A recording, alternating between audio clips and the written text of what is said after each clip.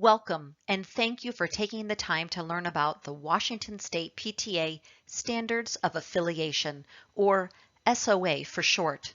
There are 3 changes to this year's 2021-2022 checklist, which we will review in this presentation.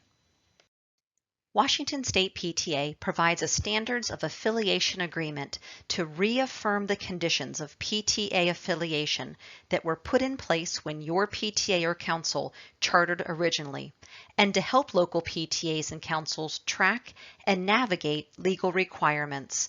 This document is an important tool, a tool for communication, a tool for management, and a tool for education. It's like a health check for PTAs to help identify when support may be needed. Washington State PTA has a similar SOA agreement with National PTA. The SOA defines what a PTA in good standing is and makes clear what the criteria are for program participation, grants participation, and more. According to the Washington State PTA Uniform Bylaws, a local PTA or council in good standing is one that meets the criteria in the Standards of Affiliation Agreement.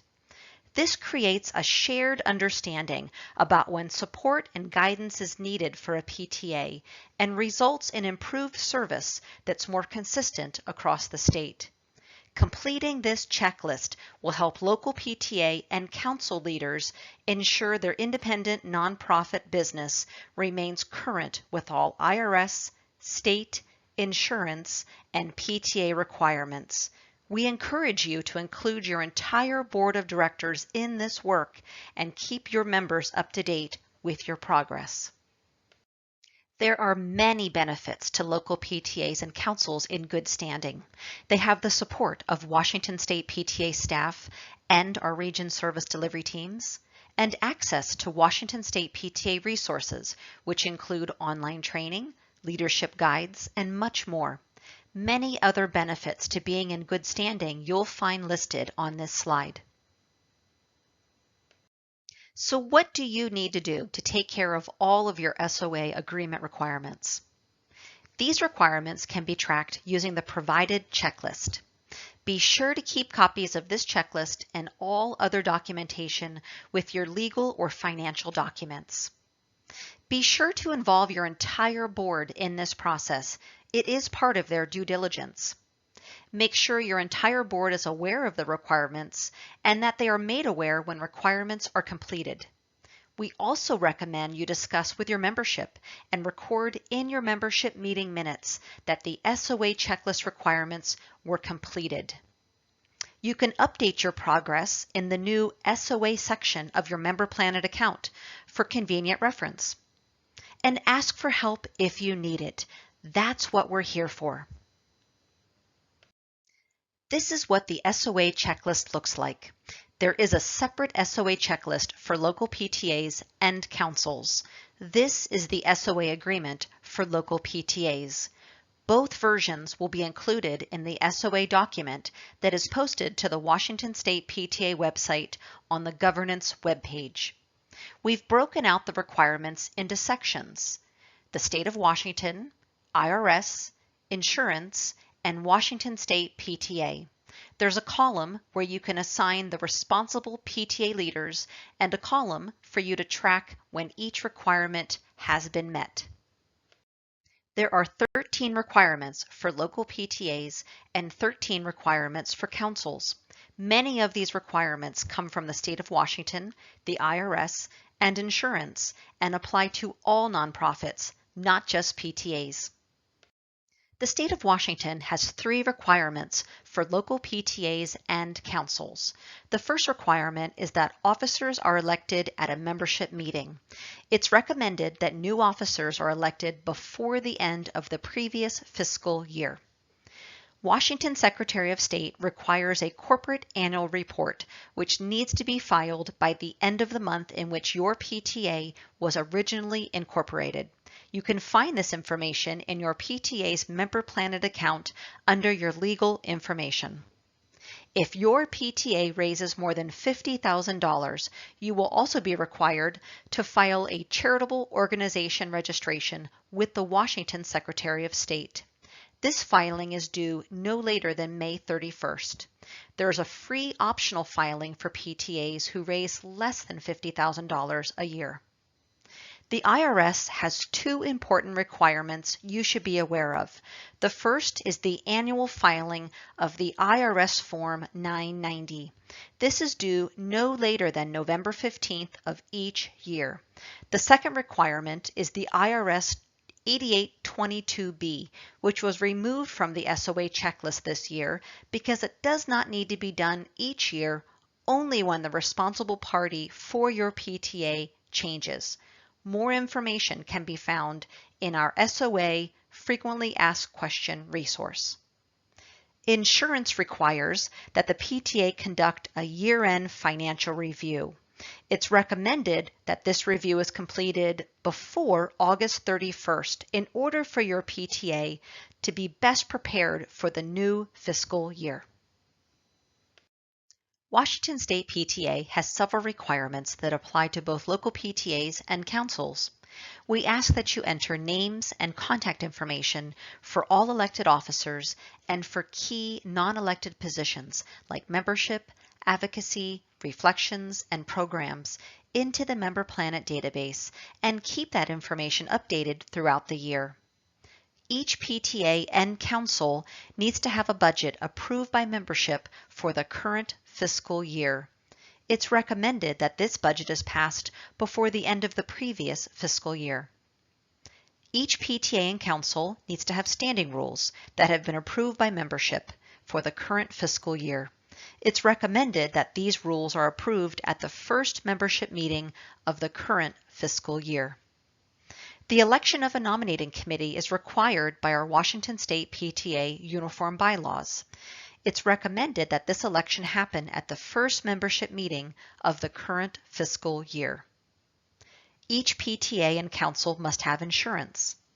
Your PTA's board of directors must evaluate and purchase appropriate insurance prior to November 30th to prevent any lapse in coverage. And finally, each PTA must meet the training requirement. We'll have more on this requirement on the next slide. The annual training requirement in the Standards of Affiliation has not changed. Each year, at least one elected officer must attend PTA and the law, and all other elected officers must attend at least one Washington State PTA approved training before this year's Washington State PTA convention. The other requirements remain the same. That training received at or after convention counts towards the next fiscal year, and any person who attends an approved training and holds offices in multiple PTAs shall have fulfilled the requirements for all positions they hold. Washington State PTA recommends all local PTA and council officers maintain documentation that you have satisfied the training requirement. Washington State PTA has a few requirements that apply to local PTAs only. The first is a 25-member minimum. This requirement comes from the Washington State PTA Uniform Bylaws and requires that your PTA had at least 25 members or an approved membership waiver the prior fiscal year. For the current fiscal year, your PTA should enroll at least 25 members no later than October 31st. The second requirement is that member dues are paid and current. And new for 2021-2022, members must be entered into the Washington State PTA membership database within 30 days of transaction, whether the member joined with a paper form or through an online link. Why is this important? Consumer protection laws state that PTA members have the right to receive what they've purchased within a reasonable time frame. Whether they purchase this directly or take advantage of a membership subsidy, they are legally entitled to the membership within 30 days of signing up. When you sell a PTA membership, remember that the law considers that you are selling or subsidizing a product. You must enter all members into the Washington State PTA membership database in a timely manner so these new members receive their membership card. Encourage members to take advantage of the discounts and benefits that are available to members through Washington State PTA and National PTA. Washington State PTA has two additional requirements which apply only to councils. First, councils are required to offer a reflections program for local PTAs. The second requirement is that they provide service to the local PTAs. This comes from the Washington State PTA Uniform Bylaws. Bylaws allow councils to charge a fee for service to the local PTAs they serve and sets out that for that fee, local PTAs will receive services, information, support, and leadership training. Washington State PTA is not telling you what that service should look like, but it is reminding councils and local PTAs that councils have committed to providing these things for their local PTAs in return for their council fees. As a reminder, PTAs and councils may take their own position on any issue, provided it does not conflict with adopted Washington State PTA or national PTA positions, resolutions, or issues, or with the values, mission, vision, and purposes of PTA. The following SOA agreement requirements may be verified by the Washington State PTA staff or executive committee throughout the year. These have not changed. These items are required for a local PTA to be eligible to receive grants or program participation funds from Washington State PTA or National PTA, participate in Washington State PTA and National PTA awards and other programs, including the Reflections Program at the national level, to send voting delegates to Washington State PTA Convention and Legislative Assembly based on Washington State PTA Uniform Bylaws, to bring issues and resolutions to Washington State PTA for consideration. Participation eligibility requirements. There are no changes to the requirements for 2021. These requirements are as follows. Officer names and contact information. At a minimum, Washington State PTA needs a president or primary point of contact. 25-member minimum.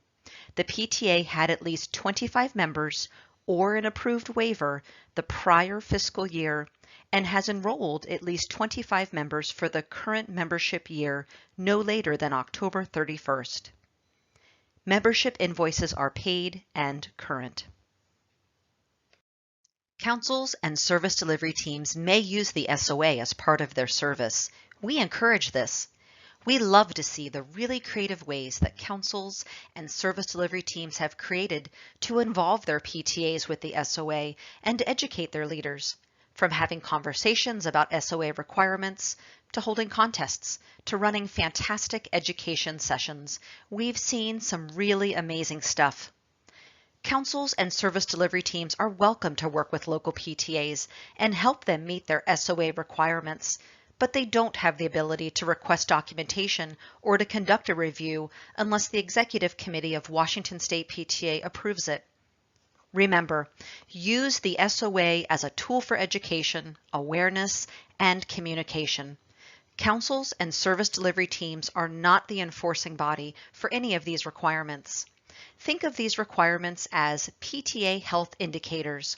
Where there are 1 or 2 warning flags, it's fairly easy to step in and support the group to improve their long-term health. But where there are many flags, the PTA is at risk, and the PTA may need extended support. When you encounter a PTA in poor health, talk to your region director. They can help you decide if it's time to apply to the Executive Committee for a review and to build a support team to help restore the PTA. We are here to help. Our priority is to have healthy PTAs. Washington State PTA recognizes its responsibility to preserve the reputation and trust of the PTA brand through support of its local PTAs and councils. With that in mind, there's a process for SOA review through Washington State PTA if it becomes clear that a PTA needs assistance.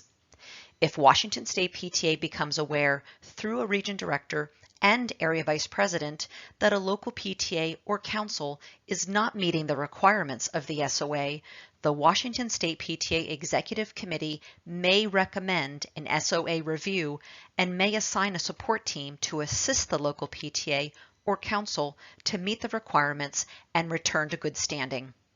If you need assistance with this checklist, help understanding any of the SOA agreement requirements, or find that a requirement was not completed the previous year, please contact your counsel or region director. We are here to help you get back into good standing, or if you need additional support with any of the SOA requirements. You can find the SOA agreement checklist and supporting resources on the governance webpage of our Washington State PTA website. Just click on the PTA Leaders heading, then select Governance. Also on this webpage, you'll find the Washington State PTA Uniform Bylaws, Policy Manual, and the 2020-2023 Strategic Plan. If you think of questions after today's presentation, please contact your counsel or region director or email support@wastatepta.org. Thank you for all that you do.